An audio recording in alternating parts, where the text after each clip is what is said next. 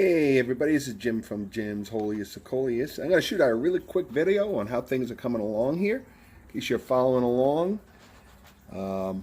Got some pots going here, and they're as I said, light, lots of sun, the right amount of water. It's nice and toasty warm in front of the bay window here.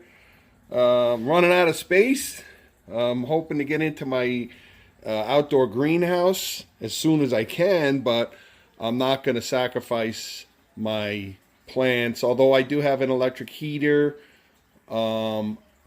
these are still way too tender, and I'm not going to sacrifice them just to rush out of here. I'm thankful I have a very understanding wife, and this isn't really in the way. And actually I tell her, oh, it cleans the indoor air, all these plants, and there's a bit of truth to that, because plants release carbon dioxide at night, and it cleans. It's really like an air scrubber. So, and with 2 cats, 2 dogs, fish, and litter boxes, we can use all the help we can get with the besides our HEPA filters. So, anyway, back onto the Coleus. Here's some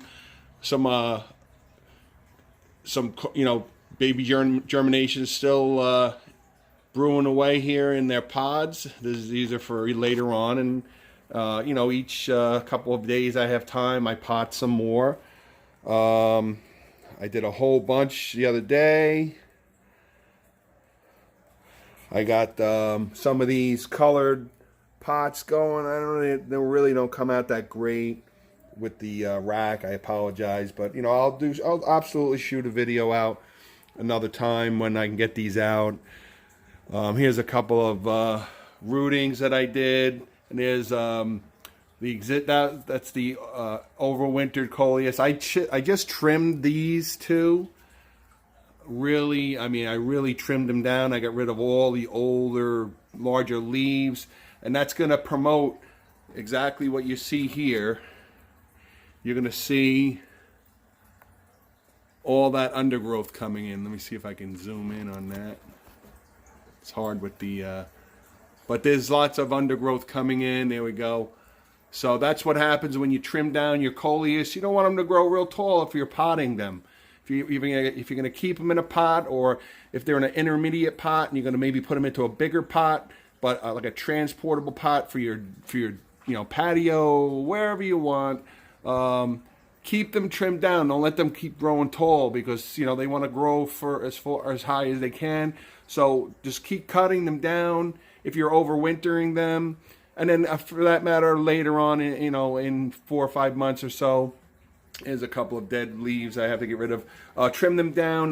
That'll fill them out, and it'll get all these little guys coming in. Give them some of that nutrition that would normally go way up top to feed all those older leaves, those bigger, older leaves that you don't need. So don't worry about it. Trim them down.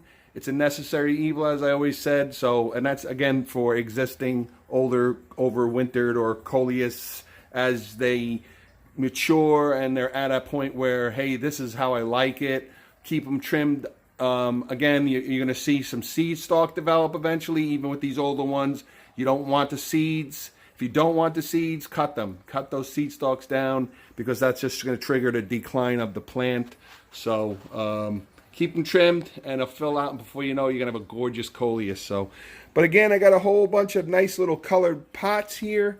Some beautiful, beautiful color coming in.